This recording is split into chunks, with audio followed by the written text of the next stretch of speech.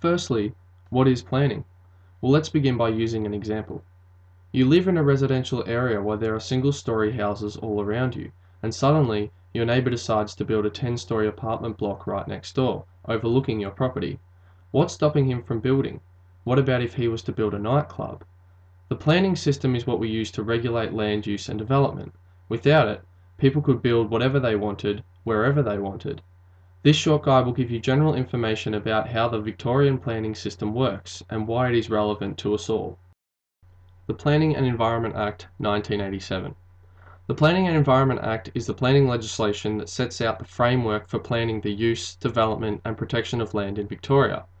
The main functions of the Act are to set the broad objectives for planning in Victoria, set the main rules and principles for how the Victorian planning system works, set up the key planning procedures and statutory instruments in the Victorian planning system, and define the roles and responsibilities of the Minister, councils, government departments, the community, and other stakeholders in the planning system.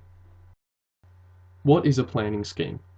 A planning scheme is a statutory document which sets out objectives, policies, and provisions for the use, development, and protection of land in the area to which it applies. It is basically the rule book of the planning system that councils use to determine what needs to be considered in order to issue a planning permit. Each local government area in Victoria has a planning scheme containing content tailored to that specific area. The planning schemes are prepared by the local council and approved by the Minister for Planning, or prepared by the Minister for Planning. Planning permits. A planning permit is a legal document that allows a certain use or development to occur on a particular parcel of land, usually subject to conditions. Council planners can provide advice on whether a planning permit is required and why. A planning permit ensures that land uses are appropriately located, buildings and land uses do not conflict with each other, the character of an area is not detrimentally affected, development will not detrimentally affect the environment, and places of heritage significance are not detrimentally altered or demolished. That shed-off fence you may have been considering to build, there is more than likely a chance you will need a planning permit to do so. Therefore, it is best to contact your local council for planning advice. Please also note, a planning permit is not a building permit. Many developments will require both. Council and the permit process. Council is a local government that handle both the strategic and statutory planning aspects for a given area. When you apply for a planning permit, Council have a statutory time frame of 60 days where a decision must be made. Generally, applying for a planning permit will require your application to include correctly scaled plans of the proposal, a recent title of the land being used for development, and any restrictions such as covenants or Section 173 agreements. Be sure to visit your local council website for more information on the planning permit process and what is required in your application submission. The Victorian Civil and Administrative Tribunal, known as VCAT. VCAT are the organisation that resolve disputes, mainly from council's permit decisions. If a permit was refused by council, the applicant of the permit may contest the decision at VCAT.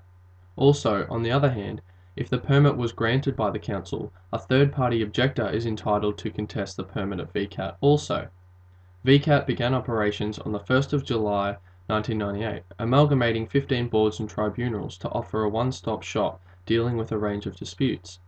VCAT's vision is to be an innovative, flexible and accountable organisation which is accessible and delivers a fair and efficient dispute resolution service. The Minister for Planning. The Minister for Planning has a responsibility for a range of functions and in certain circumstances has the power to intervene on matters associated with planning and heritage processes. The Minister for Planning has the power to amend a planning scheme, advancing the processing of an amendment to a planning scheme, assuming responsibility for a planning application being assessed by council, and assuming responsibility for a planning application that is before VCAT. The Minister for Planning is also the responsible authority and planning authority for certain large-scale developments. Finally, here are some frequently used planning terms and some short definitions. Use and development. Use of a land refers to using land for a particular purpose, such as a dwelling or a shop, and may not involve building anything. Development includes the construction, alteration, or demolition of a building or works and the subdivision or consolidation of land. Zones. Land is zoned for particular uses. This can include residential, farming, or industrial. Zones will affect what type of uses require a permit and what type of uses are prohibited. Overlays. An overlay affects land that has some sort of special feature. This generally restricts development or has some sort of requirements. Some examples are the Bushfire Management Overlay, Environmental Significance Overlay, and Heritage Overlay. Responsible authority. A responsible authority is generally defined as the body responsible for the administration or enforcement of a planning scheme or a provision of a scheme. For example, council is a responsible authority. Statutory and strategic planning. Statutory planning is often referred to as development control. It includes the preparation and implementation of planning provisions relating to the use and development of land. Strategic planning is the research and formulation of policies or strategies to implement goals and objectives relating to particular land uses or areas. The information in this short guide has been sourced from these government websites. Visit any of these for more information on the Victorian Planning System.